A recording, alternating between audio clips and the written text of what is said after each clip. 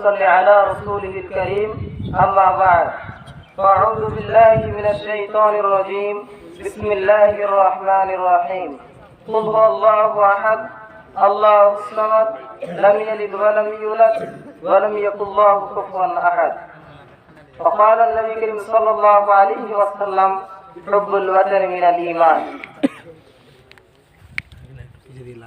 সম্মানিত মুসলিম সমাজ, আজকে আমরা এক জায়গায় অবস্থান করে আজকে একটা খুশির দিন আমরা পালন করতে চলেছি, কিন্তু আমরা হয়তো সকলেই জানি না আজকের এই খুশির দিনটা কেন বা কি কারণে।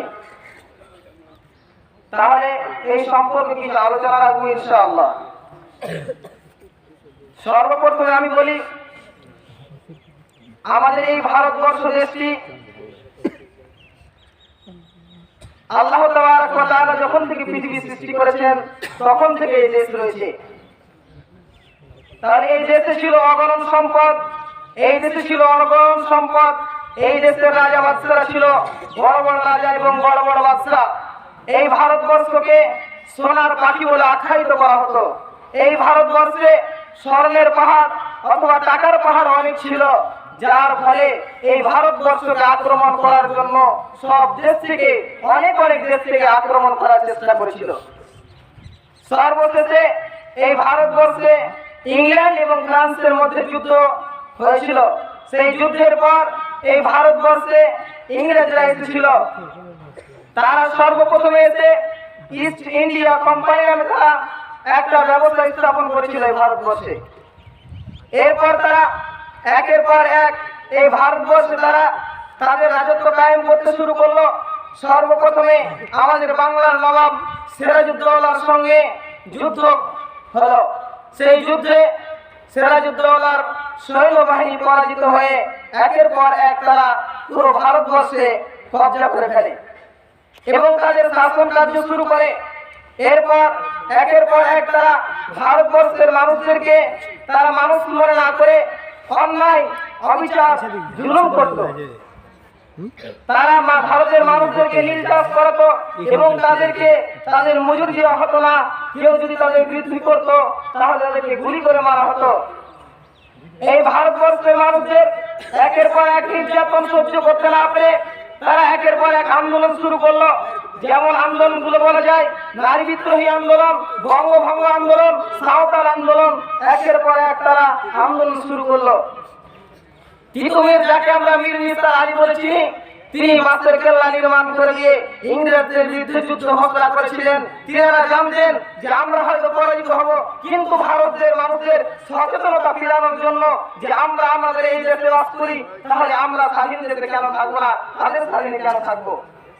এরপরে একের পর এক আন্দোলন করে ইংরেজদের বিরুদ্ধে ষড়যন্ত্র করে যেমন জীবন দান করেছিল মাওলানা শওকত আলী হিফজুর রহমান, যেমন জীবন দান করেছিল, হিন্দুদের মধ্যে সর্বপ্রথমে তারাও এই আন্দোলনকে শুরু করে।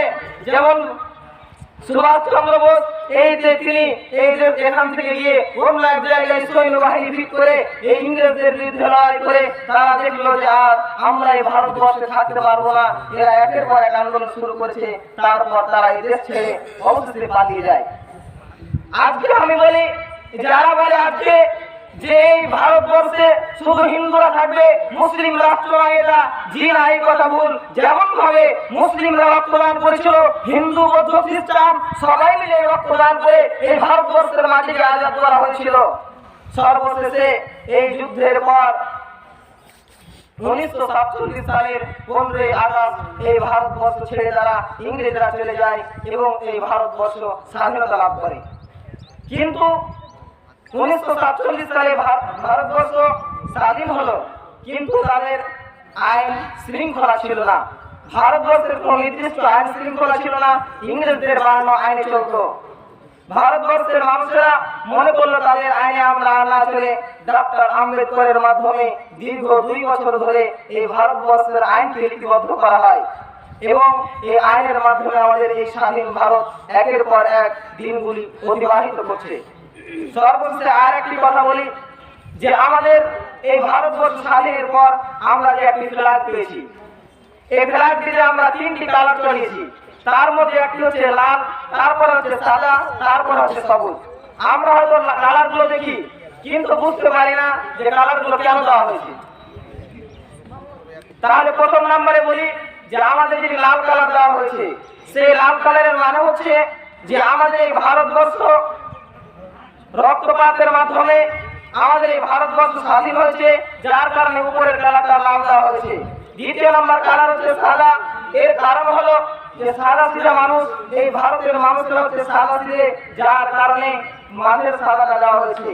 নাম্বার 3, আমাদের নিচে দেখতে পাই সবুজ কালার। এই সবুজ কালারটা দেওয়া হলো কেন? এই সবুজ কালারের মানে হচ্ছে যে আমাদের এই ভারতবর্ষ শস্য ক্ষেত্র একটি দেশ, যেই দেশে সবুজ শ্যামল ফসল ফলে এবং আমরা সুস্থভাবে এই ভারতবর্ষে বসবাস করি, যার কারণে আমরা এই সবুজ কালার দিয়ে আমাদের এই 26শে জানুয়ারি আর 15ই আগস্ট পালন করি।